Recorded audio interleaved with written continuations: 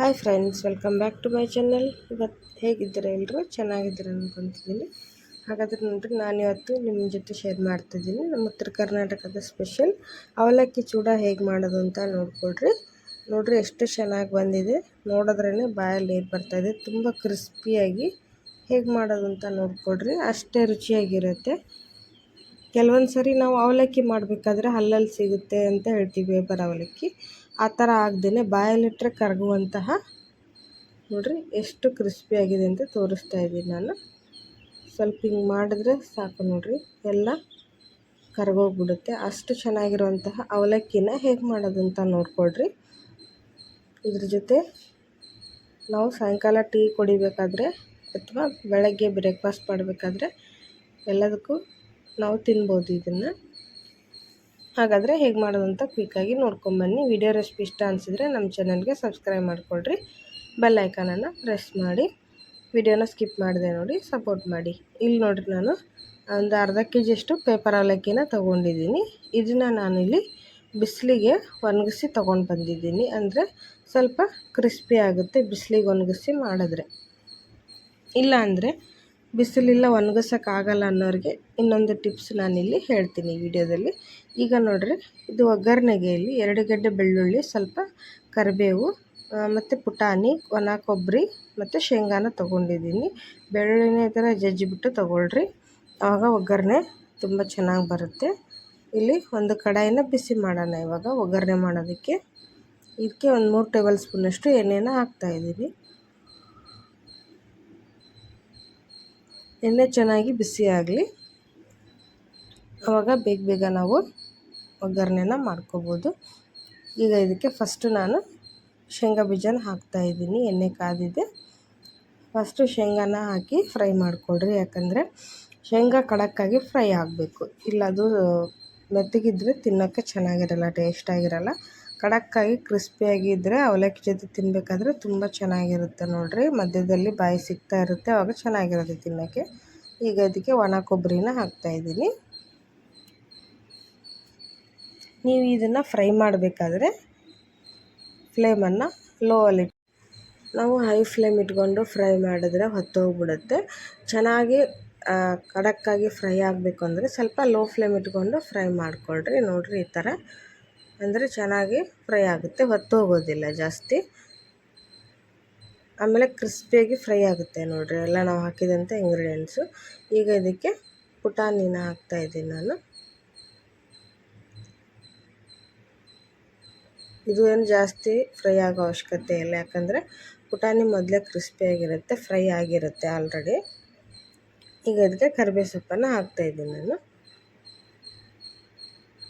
ಕರಿಬೇವು ಸೊಪ್ಪು ಅಷ್ಟೇ ಒಳ್ಳೆ ಬೆಸ್ಟ್ ಕಾಂಬಿನೇಷನ್. ಆಮೇಲೆ ಇದ್ರ ಟೇಸ್ಟ್ ಕೂಡ ತುಂಬ ಚೆನ್ನಾಗಿ ಕೊಡುತ್ತೆ ನೋಡಿರಿ ಅವಲಕ್ಕಿಗೆ. ಹಸಿ ಕರಿಬೇವು ಇದ್ದರೆ ಸ್ವಲ್ಪ ಹಾಕಿರಿ, ಜಾಸ್ತಿ ಹಾಕಿದಷ್ಟು ಚೆನ್ನಾಗಿರುತ್ತೆ ನೋಡಿರಿ. ಈಗ ಇದನ್ನು ಚೆನ್ನಾಗೆಲ್ಲ ಫ್ರೈ ಮಾಡ್ಕೊಂಡ್ವಿ. ಈಗ ಇದಕ್ಕೆ ನೋಡಿ ಈ ರೀತಿಯಾಗಿ ಫ್ರೈ ಆಗಬೇಕು ನೋಡಿರಿ, ಜಾಸ್ತಿ ಹೊತ್ತಿಲ್ಲ, ಕರೆಕ್ಟಾಗಿ ಫ್ರೈ ಆಗಿದೆ ಎಲ್ಲದು. ಈಗ ಅದಕ್ಕೆ ಒಂದು ಅರ್ಧ ಸ್ಪೂನಷ್ಟು ಅರಿಶಿನ ಪುಡಿ ಹಾಕ್ತಾಯಿದ್ದೀನಿ ನಾನು. ಆಮೇಲೆ ಖಾರಕ್ಕೆ ಅಚ್ಚ ಖಾರದ ಪುಡಿನ ಹಾಕಿರಿ. ಈಗ ಫ್ಲೇಮನ್ನು ಆಫ್ ಮಾಡಿಬಿಟ್ಟು ಇದಕ್ಕೆ ಉಪ್ಪನ್ನು ಹಾಕಿರಿ, ಯಾಕಂದರೆ ನಾವು ಖಾರದ ಪುಡಿ ಹಾಕಿಂದ ಹೊತ್ತೋ ಚಾನ್ಸ್ ಇರುತ್ತೆ. ಹಾಗಾಗಿ ಫ್ಲೇಮ್ ಆಫ್ ಮಾಡಿ ಖಾರದ ಪುಡಿನ ಹಾಕಿರಿ. ಹಾಕಿ ನೋಡಿರಿ ಚೆನ್ನಾಗಿದೆಯಾ ಮಿಕ್ಸ್ ಮಾಡಿರಿ. ನೋಡಿರಿ ಕಲರ್ ನೋಡಿರಿ ಹೆಂಗೆ ಬಂದಿದೆ ಅಂಥೇಳಿ, ಸೂಪರಾಗಿ ಬಂದಿದೆ ನೋಡಿ. ನೋಡೋಕ್ಕೆ ಎಷ್ಟು ಕಲರ್ಫುಲ್ಲಾಗಿ ಕಾಣಿಸ್ತಾ ಇದೆಯಲ್ಲ, ಅಷ್ಟೇ ಟೇಸ್ಟಿಯಾಗಿ ಬರುತ್ತೆ ನೋಡಿರಿ. ಈಗ ಇದನ್ನು ಫ್ಲೇಮನ್ನು ಆಫ್ ಮಾಡಿದ್ವಲ್ವ, ಈಗ ಇದಕ್ಕೆ ನಾವು ಒಣಗಿಸಿದಂಥ ಅವಲಕ್ಕಿನ ಹಾಕೋಣ ನೋಡಿರಿ. ಅವಲಕ್ಕಿನ ಹಾಕಿ ಚೆನ್ನಾಗಿದ್ದನ್ನು ಈಗ ಮಿಕ್ಸ್ ಮಾಡಿಕೊಡ್ರಿ. ನಾವು ಬಿಸಿಲಿಗೆ ಒಣಗಿಸಿ ಅವಲಕ್ಕಿ ಕಲಿಸ್ತಾ ಇದ್ದರೆ ನೀವು ಇದನ್ನು ಬಿಸಿ ಮಾಡೋದು ಬೇಡ.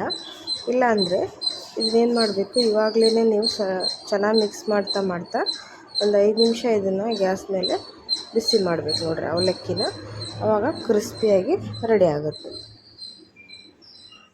ಅವಲಕ್ಕಿ ಈ ಥರ ಮಿಕ್ಸ್ ಮಾಡಿದ ಮೇಲೆ ಒಂದು 2-3 ನಿಮಿಷ ನೀವು ಗ್ಯಾಸ್ ಮೇಲೇ ಹೀಗೆ ಬಿಸಿ ಮಾಡಿರಿ, ಆವಾಗ ಕ್ರಿಸ್ಪಿಯಾಗಿ ಬರುತ್ತೆ. ನೋಡಿರಿ ಹೇಗೆ ಕಾಣಿಸ್ತಾ ಇದೆ ಅಂಥೇಳಿ. ಚೆನ್ನಾಗಿ ಇದನ್ನು 1-2 ನಿಮಿಷ ಮಿಕ್ಸ್ ಮಾಡಿಕೊಡ್ರಿ. ಫಸ್ಟು ಇದು ಒಂದು ಹತ್ರ ವೈಟು ಒಂದು ಹತ್ರ ಕಲರ್ ಹಾಕಂಗೆ ಕಾಣಿಸುತ್ತೆ. ನೀವು ಮಿಕ್ಸ್ ಮಾಡಿಬಿಟ್ಟು ಒಂದು 5 ನಿಮಿಷ ಬಿಟ್ಟು ನೋಡಿರಿ, ಆವಾಗ ಎಲ್ಲ ಕಡೆ ಚೆನ್ನಾಗಿ ಸ್ಪ್ರೆಡ್ ಆಗಿರುತ್ತೆ ಒಗ್ಗರಣೆ, ಆವಾಗ ಚೆನ್ನಾಗಿ ಬರುತ್ತೆ ನೋಡಿರಿ ಅವಲಕ್ಕಿ. ನೋಡಿರಿ ಸ್ವಲ್ಪನೂ ಹತ್ತು ಹೋಗಿಲ್ಲ, ಟೇಸ್ಟ್ ಕೂಡ ಹಾಗೆ ಇರುತ್ತೆ ನೋಡಿರಿ. ಈ ಮೆಥಡಲ್ಲಿ ಒಂದು ಸಾರಿ ಮಾಡಿ ನೋಡಿರಿ. ನಾನು ಹೇಳಿರುವಂಥ ಟಿಪ್ಸನ್ನು ಫಾಲೋ ಮಾಡಿ ಒಂದು ಸಾರಿ ಪೇಪರ್ ಅವಲಕ್ಕಿನಿ ಮಾಡಿ ನೋಡಿರಿ, ತುಂಬ ಚೆನ್ನಾಗಿರುತ್ತೆ. ಒಂದು ತಿಂಗಳಿಟ್ಟರು ಇದು ಮೆತ್ತಗಾಗಲ್ಲ ನೋಡಿರಿ. ಈ ಥರ ಮಾಡ್ಕೊಂಡ್ಬಿಟ್ಟು ನೀವು ಒಂದು ಡಬ್ಬದಲ್ಲಿ ಸ್ಟೋರ್ ಮಾಡಿಟ್ಕೊಂಡ್ರೆ ತುಂಬ ಚೆನ್ನಾಗಿರುತ್ತೆ ನೋಡಿರಿ. ನಾವು ಮಕ್ಕಳಿಗೆ ಸಾಯಂಕಾಲ ಸ್ನ್ಯಾಕ್ಸ್ ಆಗಿ ಕೊಡ್ಬೋದು, ಆಮೇಲೆ ನಾವು ಕೂಡ ಟೀ ಜೊತೆ ತಿನ್ನೋದು ಚೆನ್ನಾಗಿರುತ್ತೆ.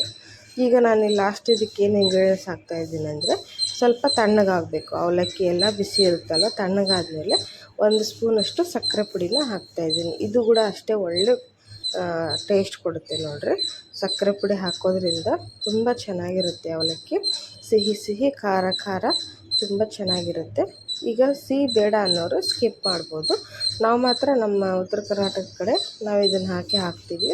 ಸ್ವಲ್ಪ ಸಕ್ಕರೆ ಪುಡಿ ಹಾಕಿದ್ರೆ ಚೆನ್ನಾಗಿ ಮಿಕ್ಸ್ ಮಾಡಿಕೊಂಡ್ರೆ, ಆದರೆ ಅವಲಕ್ಕಿ ಬಿಸಿ ಇರಬಾರ್ದು, ತಣ್ಣಗಾದ್ಮೇಲೆ ಇದನ್ನು ಸಕ್ಕರೆ ಹಾಕಬೇಕು. ಯಾಕಂದರೆ ಸಕ್ಕರೆ ನೀರಿನ ಅಂಶ ಬಿಟ್ಬಿಡುತ್ತಂದರೆ ಅವಲಕ್ಕಿ ಚೆನ್ನಾಗಿರಲ್ಲ, ಕೆಟ್ಟೋಗುತ್ತೆ. ಹಂಗಾಗಿ ಬಿಸಿ ಇರಬೇಕಾದ್ರೆ ಹಾಕಬೇಡ್ರಿ, ತಣ್ಣಗಿರಬೇಕಾದ್ರೆ ಈ ಥರ ಚೆನ್ನಾಗಿ ಮಿಕ್ಸ್ ಮಾಡ್ಕೊಂಬಿಡ್ರಿ ಒಂದು ಸರಿ.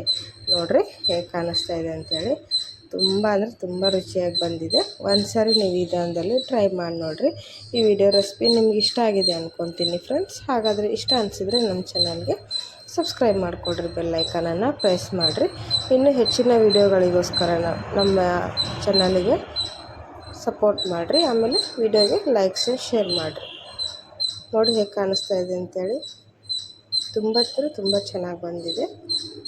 ಇದೇ ವಿಧಾನದಲ್ಲಿ ನೀವು ಕೂಡ ಟ್ರೈ ಮಾಡಿ ನೋಡಿರಿ. ಆ ಶೇಂಗಾ ಜೊತೆ ಮತ್ತು ಫ್ರೈ ಆಗಿರೋ ಕೊಬ್ಬರಿ ಜೊತೆ ತಿಂತಾಯಿದ್ರೆ ಸೂಪರಾಗಿರುತ್ತೆ ನೋಡಿರಿ. ನೋಡಿದ್ರೇ ಬಾಯಲ್ಲಿ ನೀರು ಬರ್ತಾಯಿದೆ, ಅಷ್ಟು ಚೆನ್ನಾಗಿ ಬಂದಿದೆ ಅವಲಕ್ಕಿ.